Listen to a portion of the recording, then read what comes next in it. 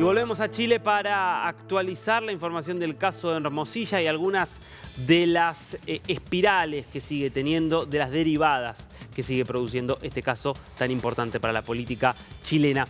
Lucía López nos trae toda la información. Lucía.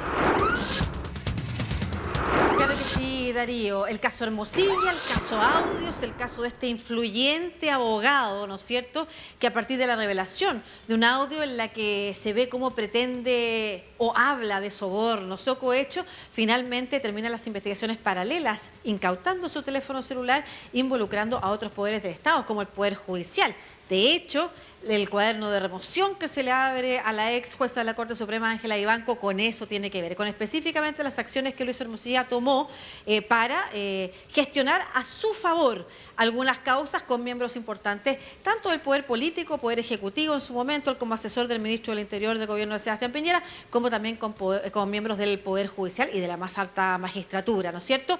Todo esto, además, vuelve a ser noticia a partir de la semana pasada, cuando su hermano y líder de su defensa, el abogado Juan Pablo Hermosilla, otro conocido también abogado de la plaza, decide revelar con quién tuvo conversaciones por mensaje telefónico a Juan Pablo Hermosilla, entregando una lista de 29 personas, miembros del Poder Judicial, que sostuvieron conversaciones, ya sea porque solamente había un título, por causas o por nombramientos. Él ha dicho que hasta el momento no hay constitución de delitos, pero entre medio ya ha habido repercusiones, y entre ellas la del fiscal nacional, Ángel Valencia, que a propósito de lo dicho por Juan Pablo Hermosilla, ha anunciado acciones en el Colegio de Abogados, una denuncia esperando sanciones drásticas. ¿Realmente puede sancionarse? ¿Tiene razones para ser sancionado? Por ejemplo, ha elaborado una forma de llevar la defensa de su hermano Luis Hermosilla que riña contra la ética y contra las normas del Colegio de Abogados y quizás también incluso de la justicia chilena. Es parte de lo que vamos a conversar aquí con Pedro Pablo Vergara, que es el presidente del Colegio de Abogados. ¿Cómo está, Pedro Pablo? Un gusto además tenerlo aquí en DNews. Y yo lo primero que le quiero preguntar, a grandes rasgos, más allá de las acciones concretas que se han llevado o no a cabo, es ¿cómo ve usted que ha llevado Juan Pablo Hermosilla la defensa de su hermano Luis? Y concretamente, ¿considera que hay acciones que se salen de la normativa de funcionamiento de un abogado? En lo que se refiere a la defensa propiamente tal, a mí no me corresponde calificarla ni decir nada sobre ese punto. Lo que me preocupa a mí, pero no solo a mí, al colegio, es la relación que de esta causa se está dando con los medios de prensa.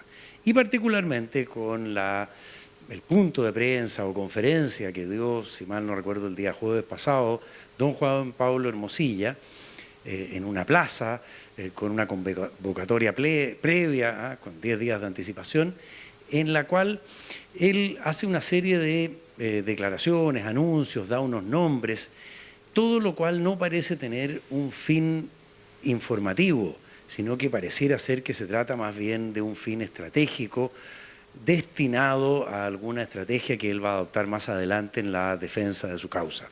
Eso puede ser contrario a la ética, y lo que le corresponde no al colegio, sino que a los órganos éticos del colegio y en particular al Tribunal Ético, que es un órgano independiente del colegio, es investigar si en esta manera de comunicar, se ha infringido alguna de las normas de nuestro Código de Ética que le exigen al abogado actuar con moderación, discreción y sobre todo evitar esto que aquí llamamos litigar por la prensa. Es importante porque usted dice, sobre la defensa nosotros no tenemos nada que decir, pero se refiere a la defensa en tribunales, pero esto también es una estrategia de la defensa. Pero la defensa en tribunales se hace en los tribunales, no se hace en los medios de prensa. Perfecto. Adelante, Darío, para que tú también le hagas preguntas. Has sido testigo de lo que ha significado también en Chile precisamente este caso. ¿Cómo le va, Pedro? Un gusto saludarlo. Ahora, ¿cuáles son esas reglas que se supone que debe cumplir aquí un abogado y que podrían estar entonces en peligro de haberse infringido? Las reglas de la ética son siempre normas generales, normas de carácter deontológico, y por lo tanto no nos vamos a encontrar aquí con un tipo penal.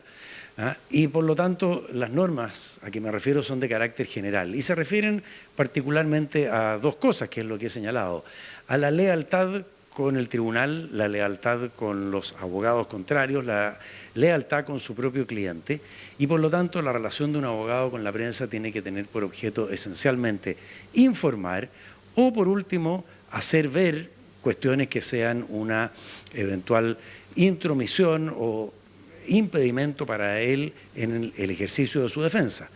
No es eso lo que está ocurriendo acá, lo que estamos viendo es el desarrollo aparentemente de una estrategia de defensa que no se está ventilando en los medios que corresponde, que es en los tribunales o en sus órganos accesorios, sino que por la prensa, con conocimiento de todo el público. Ello yo no digo que lo sea, digo que esto puede ser una infracción a esas normas que exigen obrar con prudencia, informando solamente a través de los medios de prensa y nada más. Y eso pido a los órganos éticos del colegio que lo investiguen.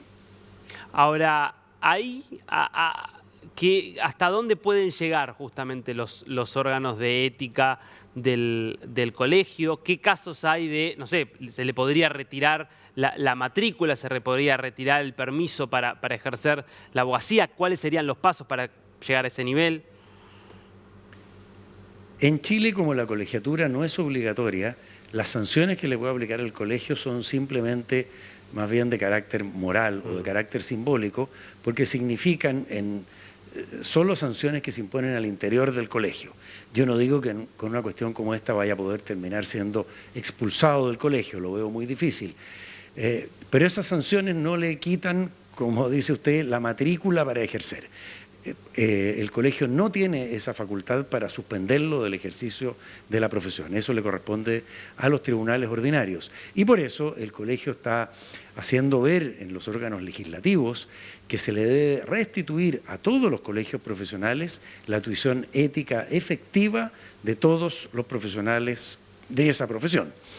Una consulta, porque el fiscal Ángel Valencia la semana pasada emite a través de Fiscalía, ¿no es cierto?, un comunicado que ha sido polémico también porque ha usado la comunicación institucional de la Fiscalía, ha sido retrucado y lo vimos el viernes pasado también en la entrevista que hizo Marcelo, el presidente de la Asociación de Fiscales, pero ocupó la Fiscalía para anunciar acciones en el Colegio de Abogados, independiente de las posibilidades de avanzar ante los tribunales.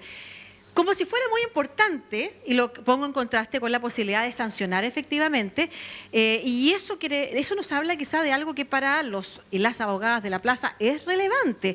¿Por qué el fiscal nacional, primero, quiero saber si ya hizo esa gestión, y segundo, si la ha anunciado con miras a concretarla, ¿por qué tiene relevancia también entonces una denuncia ante el Colegio de Abogados?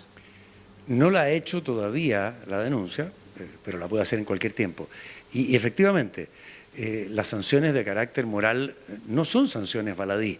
Es muy importante para un abogado, y sobre todo para un abogado prestigioso, ser sancionado por el colegio de su orden. Sin lugar a dudas, esa no es una cuestión menor.